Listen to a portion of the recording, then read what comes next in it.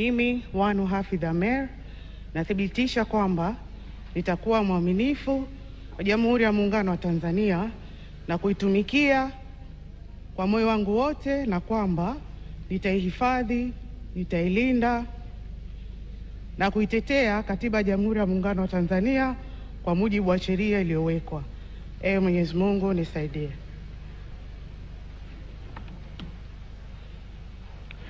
Mimi Wanu Hafidh Amer kwa heshima kubwa ninaahidi mbele ya bunge tukufu kuwa nitakuwa mtiifu na mwaminifu kwa nchi yangu Tanzania, na kwamba ninaahidi kuilinda, kuitumikia na kuitetea Jamhuri ya Muungano wa Tanzania kwa nguvu zangu zote na moyo wangu wote.